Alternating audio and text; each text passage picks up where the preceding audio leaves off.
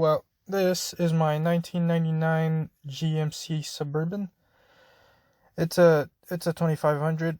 It's pretty it's kind of messed up actually. There's the frame, as you expect with older trucks. It's got no more paint on it. There's just surface rust, as you can see.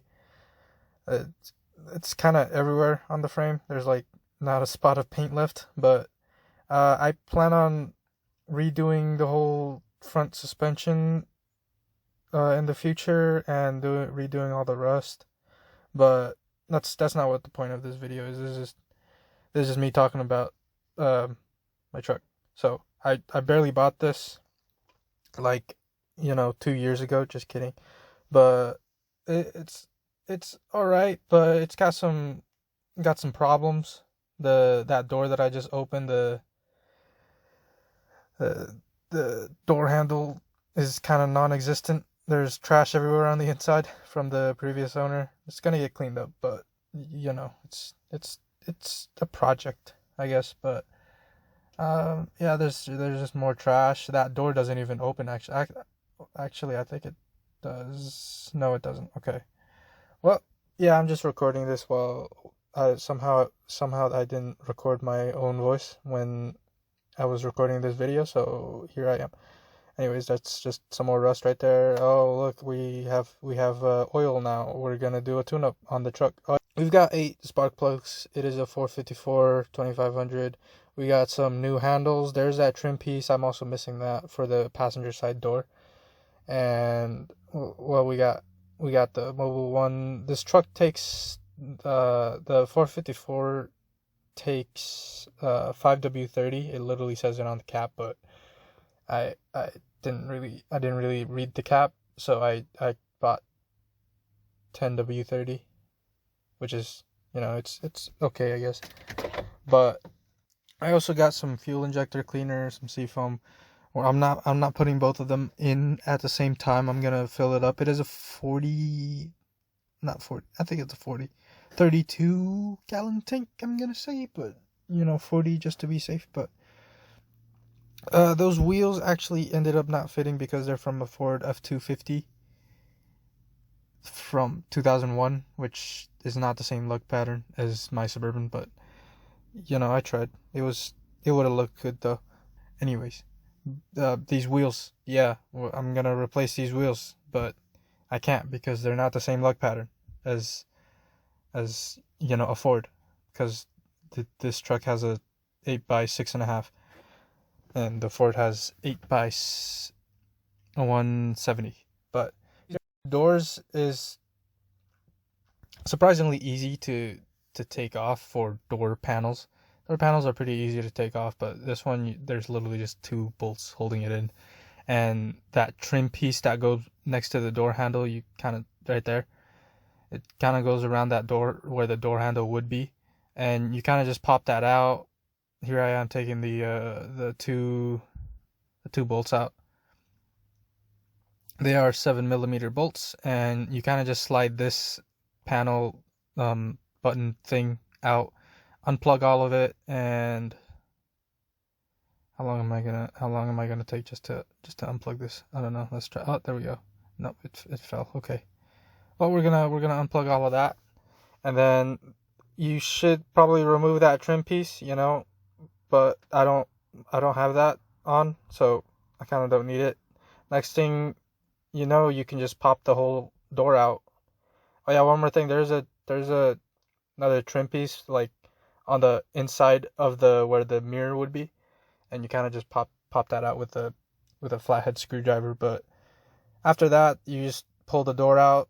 There's a light in the door panel which you have to take out too. Here I am just prying out that piece because the aluminum door handle's made out of aluminum, and somehow it snapped. So I feel like that's notorious on these trucks because I had another one before, and the driver's side one snapped off. But what you have to do, you have to kind of push that whole plastic piece forward. You can see the little slots, the 3 slots on the top. You kind of have to push it forward, and then it'll slide out. But here I am just unhooking the latches, and yeah, okay, yeah, we get it. Oh, there we go. And I'm just gonna. Oh yeah, so the um, the window thing doesn't work either. You have to. I think this door's. Yeah, this one's fine. The windows, but the one of the back windows are not good. Because the window regulator fell off they're held in by rivets, which is, so it's so smart when you hold door motors that can go bad and hold them by rivets. But, I had to go out and buy a rivet gun and some rivets just to fix that, but that's another video. This one, I'm just replacing this handle. You kind of put it in, slide it back. I think yeah, I already did that. But yeah, everything it's pretty easy. You kind of just slide it in, hook up all the metal linkage thing stuff on there, putting the bolts back right there. Wow, I'm so fast. Look at that. It's like super fast. So fast. It's like you can't even. So cool. Okay. Now I'm here. So when the to put the door panel back, basically you kind of just have to put the top in first. It's kind of complicated a little bit, not too much, but you kind of have to slide in the top into where the window seal is. You kind of have to slide that in first, and then it kind of just pops in place, and then you have to go around and check if all of those there's tabs, panel tabs. I don't know what they're called, but if you're doing this, you know, there's like tabs, and once the door's aligned, those tabs sometimes are not in the hole that they're supposed to be. They're kind of like off to the side, and if you smack them without aligning them, they'll break off. And I think I broke off every single one of those here. But anyways, next other problem with this truck is that back handle. I think somebody took this out before. I'm not sure, but yeah, someone took it out before and replaced that middle rivet. It's supposed to be a rivet, but they replaced it with a screw, like a literal screw. They drilled it out and put a screw in it. Like, yeah, but anyways, you just take that out. There's plastic tabs holding the two links things in. I really don't know what they're called, but you kind of just take them out, and then those things come off, and then I think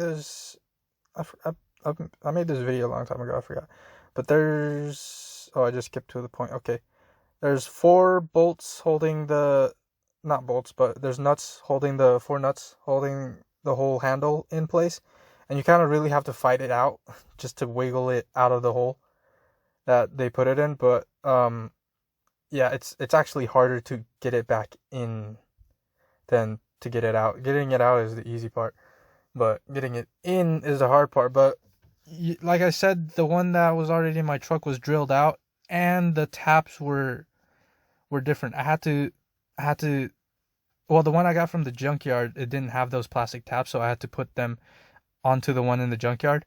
But the hole for the tap from the one in the junkyard wasn't big enough, so I had to drill those out first. So you kind of have to make sure that it's the right one. If it's not, then just drill it out, But it's yeah, I got it in. It's kind of snug, but it works. It's still working up to this day. But yeah, you kind of just get those screws and then put them in.